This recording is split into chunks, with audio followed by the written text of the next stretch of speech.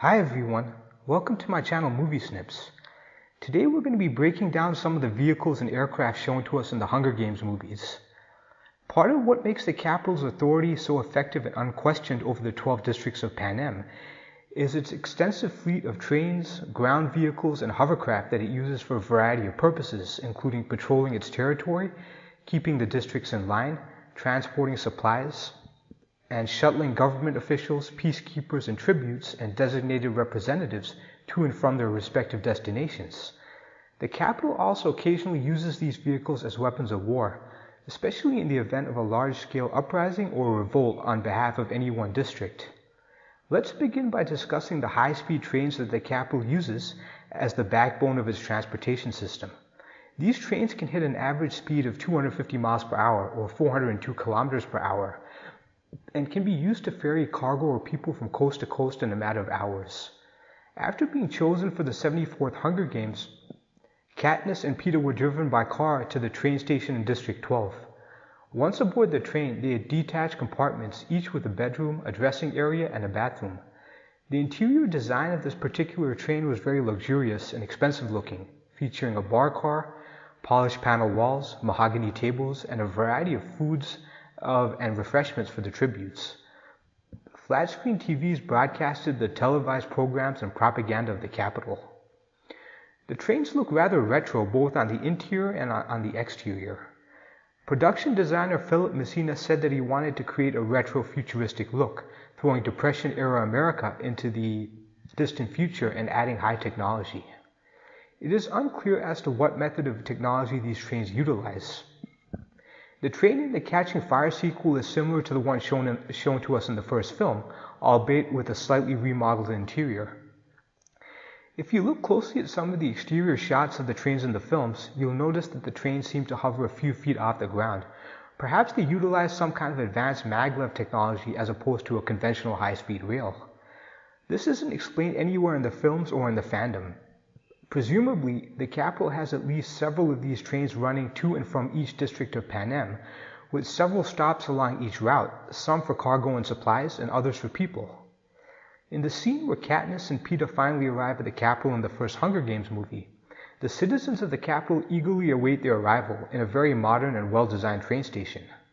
It is unclear as to whether the citizens of the capital, aside from certain designated officials, are allowed to travel outside the walls of the capital without special permission. In Mockingjay 2, we get a brief shot of a high-speed underground tram that seems to be ferrying peacekeepers and supplies within the borders of the capital. It could also be inferred that the capital has some kind of subway or metro system for its citizens too. Now let's shift our focus to the ground vehicles of Panem. The capital makes extensive use of ground vehicles, particularly the SJ-7 Peacekeeper Assault Transport, to deploy troops not only within the capital but also within each of the 12 districts. It is probable that the capital has military bases in close proximity to each of the districts, from where it can mobilize ground forces if the need arises. The vehicle's windows are equipped with 70mm thick bulletproof glass, and its armor is resistant to high-caliber small arms fire and explosives up to a K5 rating. It can probably withstand shots from high-explosive incendiary rounds and even RPGs to some degree. Its V-hull design can protect passengers from detonations, even if a detonation occurs beneath the vehicle, making it essentially bomb-proof. The vehicle's Grantum 12 liquid-cooled engine can generate up to 827 horse brake power, and its suspensions allow the vehicle to transport and deploy assets in any kind of environment. Its thick, reinforced tires look like they can handle any terrain. It is probably fast for a vehicle of its size. The fandom doesn't give any details in regards to the carrying capacity of the vehicle, but it looks like it can seat at least 8 to 10 passengers, including the driver. One would think that the capital also makes use of various kinds of other military ground vehicles not shown to us in the films.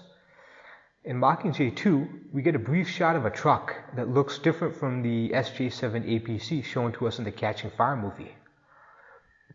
The capital also makes use of regular cars, but we don't really see much of these apart from the partial shot of the black car towards the beginning of the first film, and the wreckage of what appears to be a bus in Mockingjay 2. Again, these vehicles look very retro-inspired. Presumably, people in the districts are not allowed to own or operate cars, with very few exceptions. The Capitol also makes use of horse-driven chariots for public spectacles, and we can see this in the opening ceremony of the 74th Hunger Games.